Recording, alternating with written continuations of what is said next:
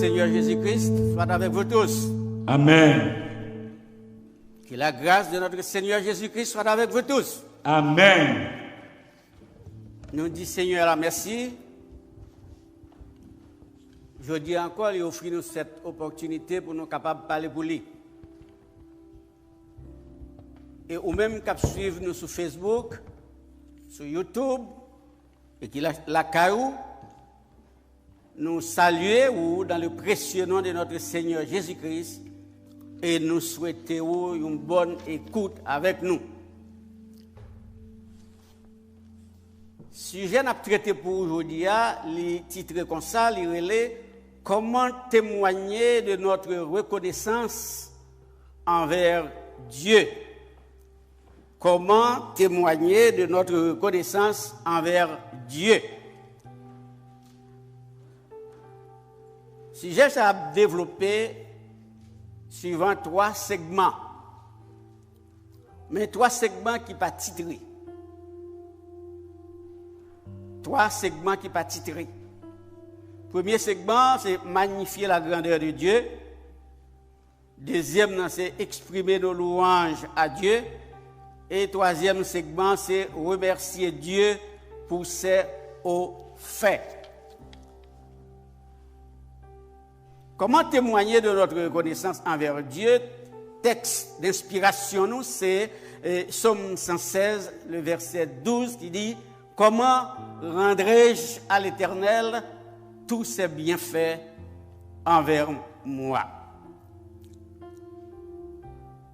Le Dieu dont nous disons être des serviteurs, des ambassadeurs, des sacrificateurs, est le Dieu de grâce et de miséricorde. Ils sont Dieu de grâce parce qu'il sauve nous. Ils sont Dieu de miséricorde parce qu'il pardonne nous. La Bible dit qu'il fait grâce à qui il fait grâce et miséricorde à qui il fait miséricorde. Exode 33, verset 19. Il est aussi le Dieu de compassion, le Dieu qui a toujours pitié pour les cœurs affligés et abattus, le Dieu qui guérit les malades, qui pense les blessures, et qui dissipe les doutes. Le prophète Jérémie a déclaré ceci: quand je pense à ma détresse et à ma misère, à l'absinthe et au poison, quand mon âme s'en souvient, elle est abattue au-dedans de moi. Voici ce que je veux repasser en mon cœur.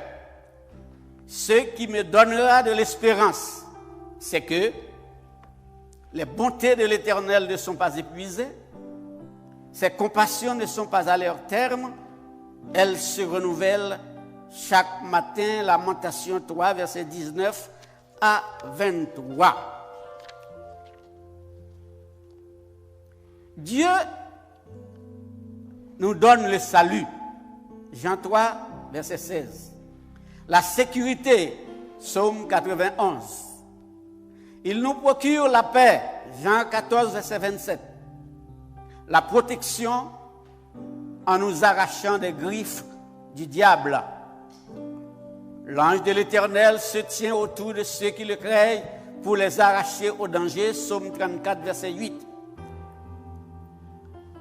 C'est ce Dieu qui nous fait rajeunir comme l'aigle et qui rassasie de bien notre vieillesse, Psaume 103, verset 5. C'est lui qui nous sert de refuge, d'appui et de secours, Psaume 46, verset 2. Et c'est lui qui nous sauve quand les eaux menacent nos vies, Psaume 69, verset 2. C'est encore lui qui prend soin de nous. 1 Pierre 5, verset 7, en pourvoyant quotidiennement à tous nos besoins. David écrit dans le psaume 23.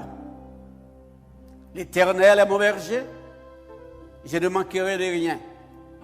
Il me fait reposer dans de verts pâturages, il me dirige près des eaux paisibles.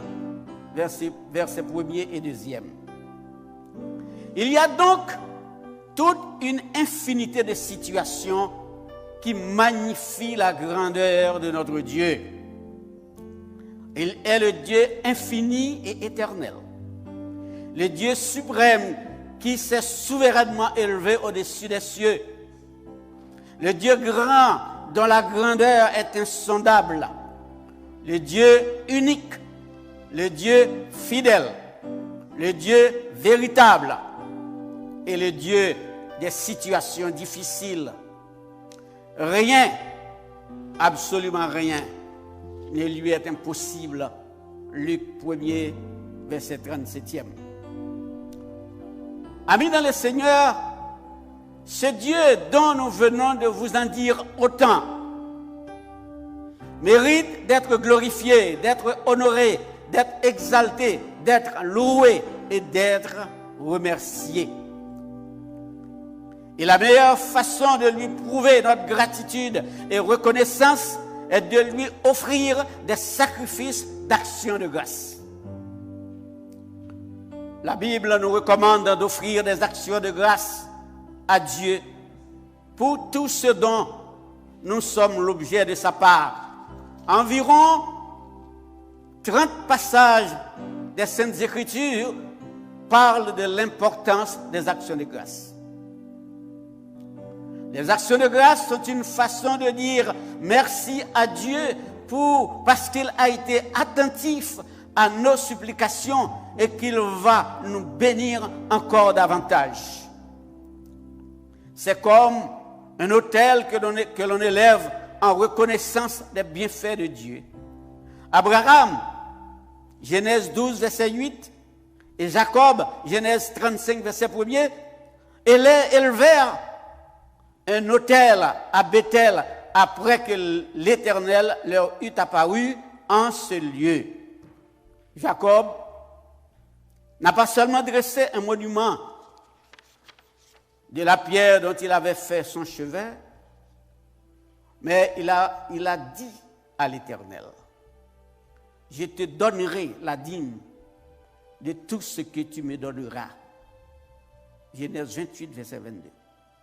L'expression action de grâce qui, au fil du temps, avait pris la seule signification de remerciement, était au départ accompagnée d'une offrande. De toute évidence, on ne peut pas parler d'action de grâce sans offrande. Il ne suffit pas de remercier, mais il faut aussi joindre nos paroles de remerciement à nos actions. En Exode 20, verset 24, l'Éternel dit, « Tu m'élèveras un autel de terre sur lequel tu offriras tes holocaustes et tes sacrifices d'action de grâce, tes brebis et tes bœufs. » Dans des occasions de grande envergure, où nous bénissons le nom de Dieu et où nous chantons ses merveilles, nous ne pouvons point paraître devant l'Éternel avec les mains vides. Chacun donnera ce qu'il pourra, selon les bénédictions que l'Éternel lui aura accordées. Nous lisons ceci dans Deutéronome 16, les versets 16 et 17. Des actions de grâce associées aux offrandes sont une opportunité unique que Dieu nous donne de semer et de récolter plus que ce que nous avons semé. Des sacrifices d'action de grâce sans offrande sont comme une balance qui est en déséquilibre. Sur un plateau, on met un poids de 250 livres et sur l'autre plateau, un poids de 50 livres et la balance est penchée du côté du poids de 250 livres. Donc la balance est en équilibre. Dieu insiste sur le fait que quand nous venons en sa présence pour l'adorer, nous devons avoir des offrandes avec nous. Dans Exode 34, 20 et Exode 23, 15, il le déclare formellement. que personne ne se présente avide devant ma face. Il nous donne cette instruction pour notre plus grand bien. Soyons donc avisés et intelligents. Bien-aimés, la reconnaissance, c'est le fait de se souvenir d'un ou des bienfaits reçus d'une personne. Être reconnaissant, c'est accepter de bon cœur que l'on est redevable à quelqu'un qui nous a gratifié d'un bienfait. L'apôtre Paul nous encourage à avoir de la gratitude envers Dieu. Dans 1 Thessaloniciens 5, verset 18, il a dit « Rendez grâce en toutes choses, car c'est à votre égard la volonté de Dieu en Jésus-Christ. » David était, à n'en pas douter, un homme très reconnaissant. Il s'est toujours souvenu des grâces que Dieu lui a accordées en le prenant au pâturage derrière les moutons pour qu'il fût chef de son peuple. 1 Samuel 16, 11 et 12, Psaume 78, verset 70 et 2 Samuel 7, verset 8.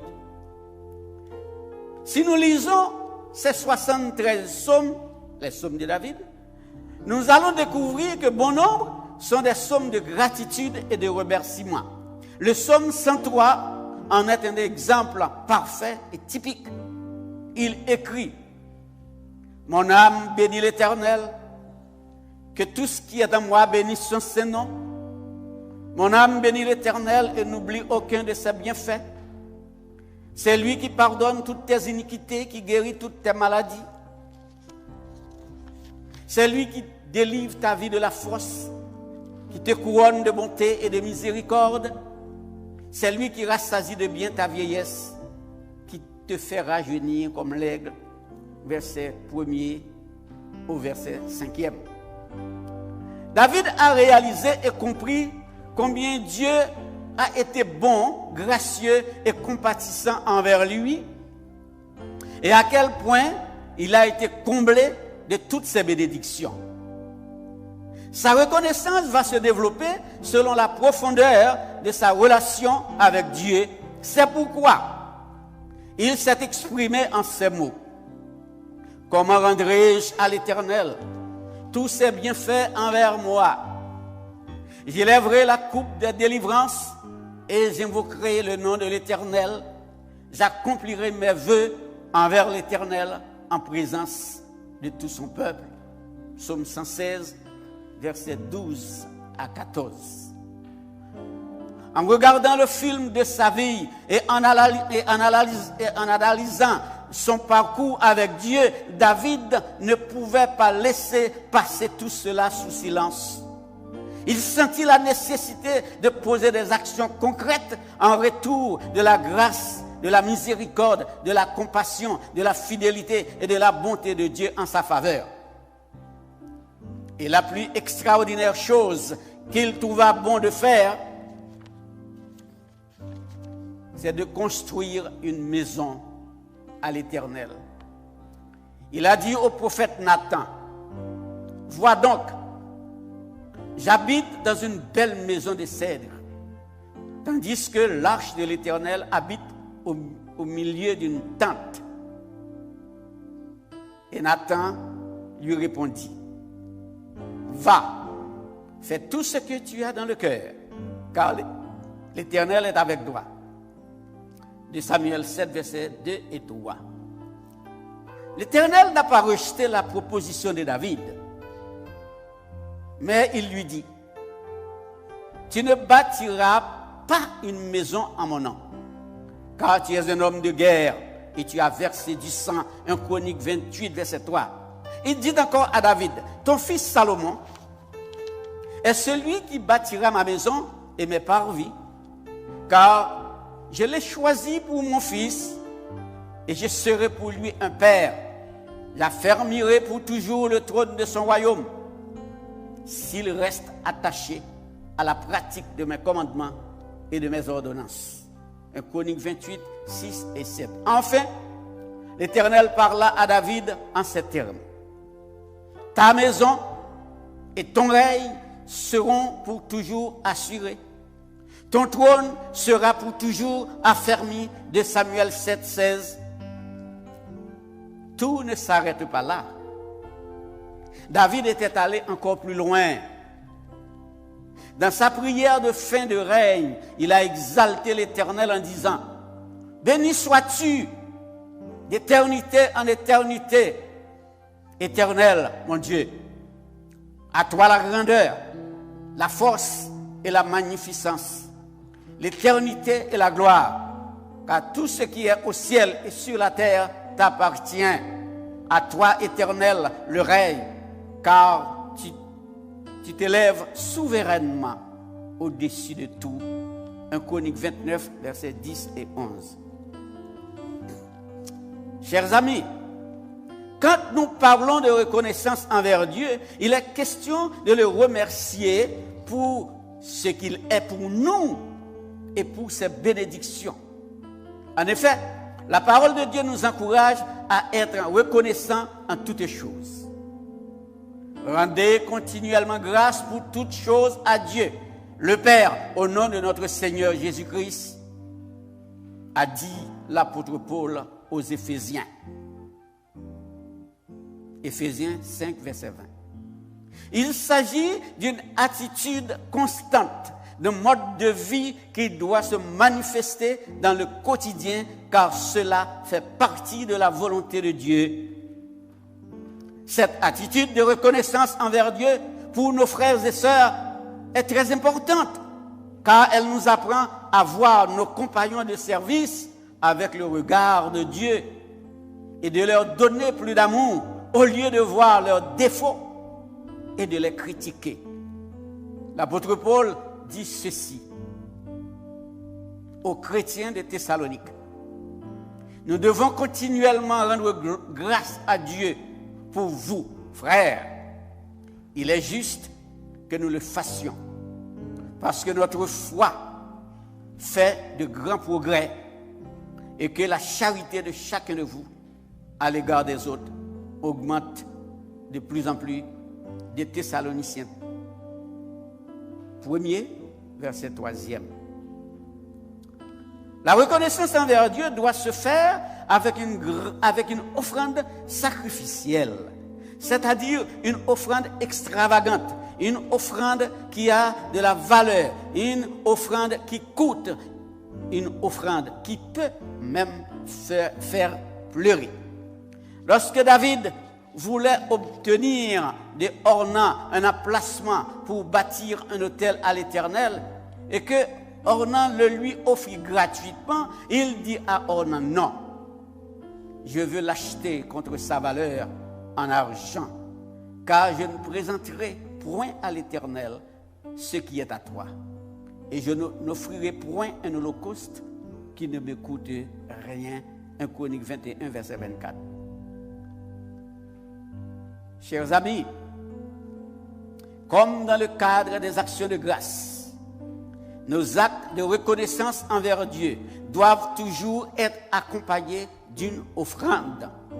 Donner à Dieu est un investissement promoteur et productif. Celui qui refuse de donner compromet sa chance d'obtenir plus. En Matthieu 13, 12, Marc 4, 25 et Luc 8, 18, Jésus dit, on donnera à celui qui a, mais à celui qui n'a pas, on ôtera même ce qu'il a.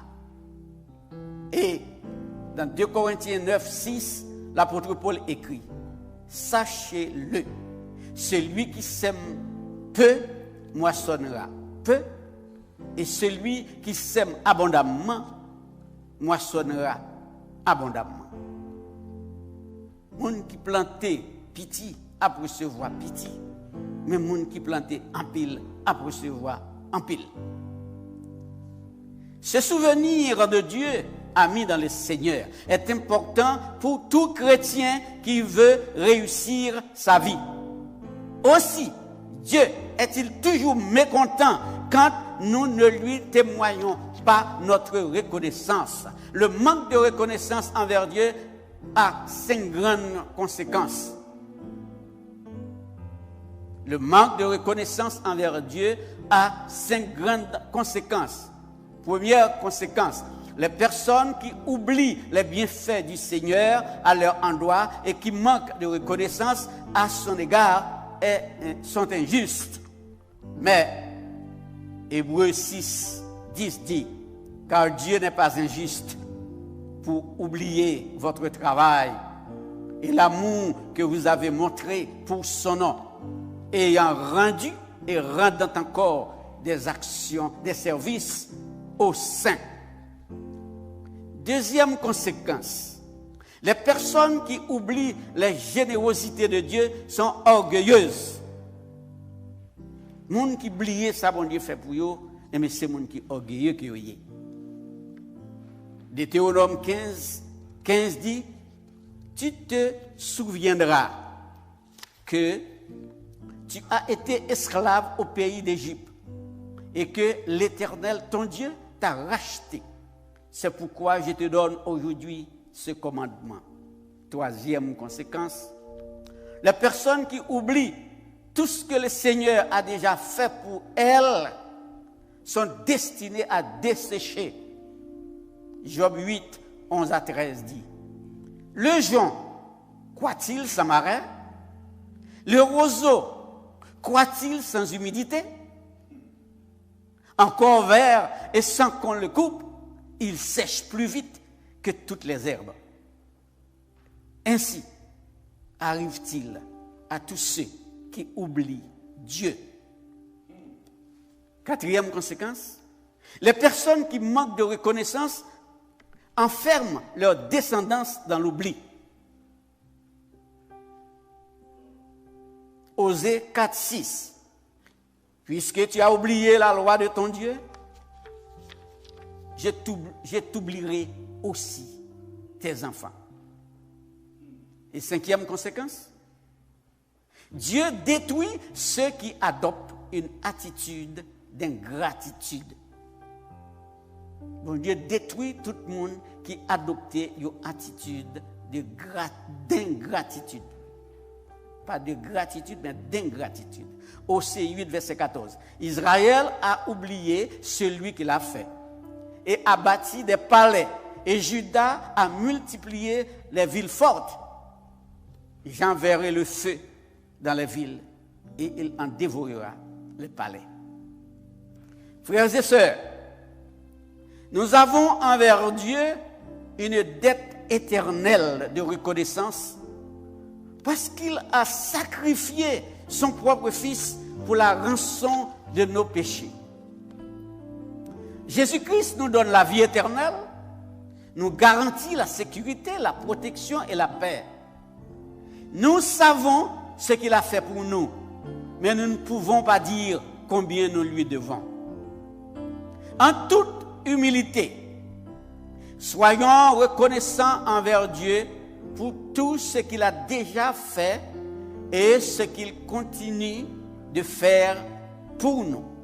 Particulièrement dans cette période de pandémie au cours de laquelle plus d'1 million de personnes sont déjà mortes, et tandis que nous autres, nos parents, nos enfants, nos amis, nos frères et sœurs à la foi, nous sommes tous encore vivants.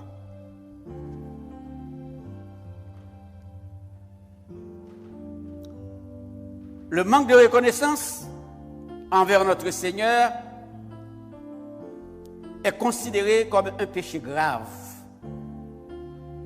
Comment pouvons-nous oublier et négliger celui qui, par sa mort honteuse, nous a rachetés de la malédiction du péché et de la mort? Si nous avions à compter le nombre de fois que, dans des situations difficiles et sans issue, et même sans que nous ne nous rendions pas compte.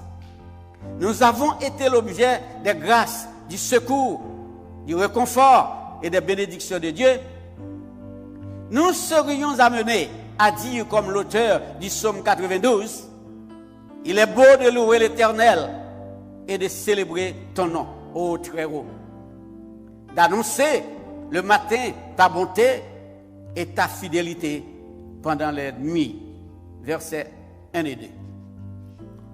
Mettons donc de côté la bouteille d'insatisfaction et levons à sa place la coupe de gratitude pour trouver une eau purificatrice de guérison, de paix, de tranquillité, de quiétude d'esprit et d'assurance. Le Seigneur nous a fait la promesse que celui qui reçoit avec gratitude sera rendu glorieux et les choses de cette terre lui seront ajoutées au centuple ou davantage. Servons donc Dieu avec tout notre être et avec tout ce que nous possédons. Montrons-lui notre reconnaissance et vivons dans la grâce de notre Seigneur Jésus-Christ. Que Dieu vous bénisse abondamment.